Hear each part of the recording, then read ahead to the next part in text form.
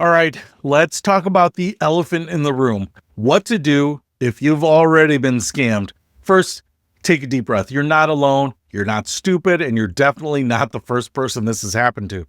Remember those $12.5 billion in losses that I mentioned at the beginning? That's a lot of company to keep. Getting scammed doesn't make you gullible, it makes you human. These criminals are professionals. They've spent years perfecting their techniques, studying psychology, and figuring out exactly which buttons to push to make smart people do things they normally wouldn't do. You didn't lose an intelligence contest. You just lost to people who have a full-time job lying to people like you. But now it's time to fight back, and speed is your friend here. The faster you act, the better your chances of minimizing the damage or maybe even getting some of your money back.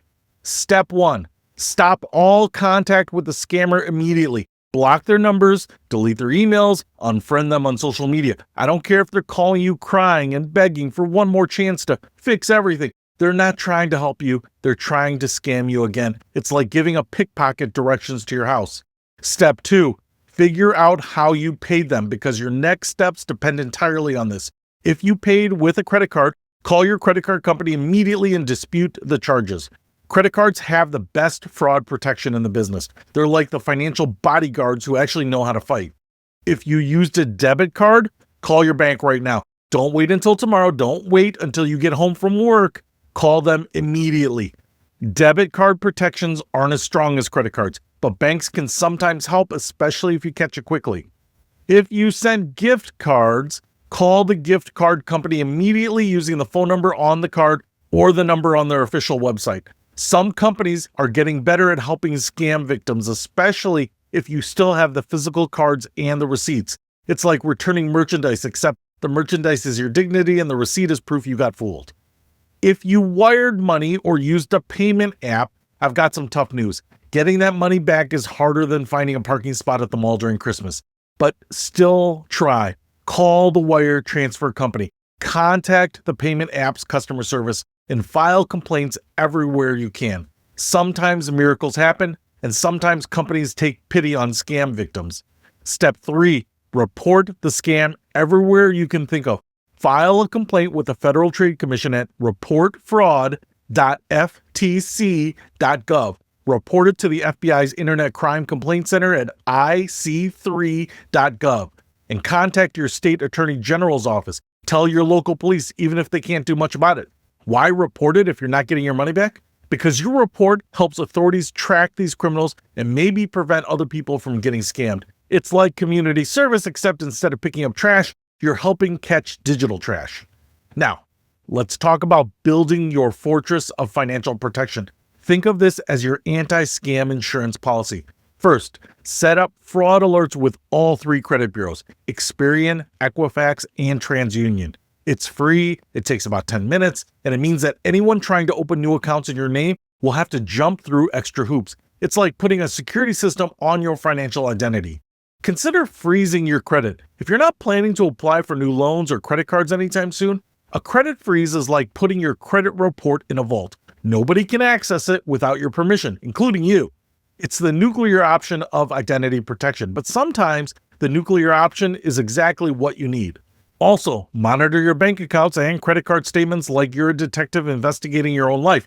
Check them weekly, not monthly. Set up account alerts so you get notified of any transactions over a certain amount. Most banks will text you if someone spends more than $50 on your card, which is great for catching fraud and terrible for hiding impulse purchases from your spouse. And here's something that most people don't think about. Teach your family members everything you just learned. Scammers often target multiple people in the same family because if one person falls for a scam, they assume everyone else just might be as vulnerable. Don't let your family be low-hanging fruit for digital predators. Let me give you the ultimate cheat sheet. The red flags that should make you run faster than someone who just remembered they left the stove on. Red flag number 1, urgency. Anytime someone says you have to act right now, that's exactly when you should slow down. Real emergencies don't have deadlines that expire in the next 10 minutes. Real businesses don't disappear if you don't call them back within an hour. Red flag number 2, secrecy. If someone asks you to keep something secret, ask yourself why. Real businesses want you to tell people about their great services. Real family members don't care if you verify their stories with other family members. Only scammers benefit from secrecy. Red flag number 3, unusual payment methods. Gift cards, wire transfers, cryptocurrency, payment apps to strangers. These are all red flags bigger than the flag that they fly at the Olympics. Real businesses accept real payment methods that offer real protection. Red flag number 4, too good to be true.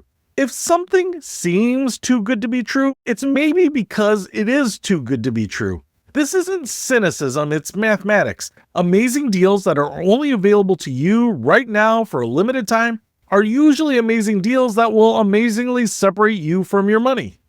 Red flag number 5, pressure tactics.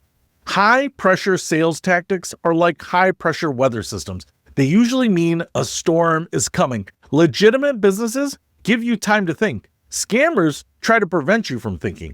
And here's your emergency contact list. If you think you're being scammed, call someone you trust before you do anything.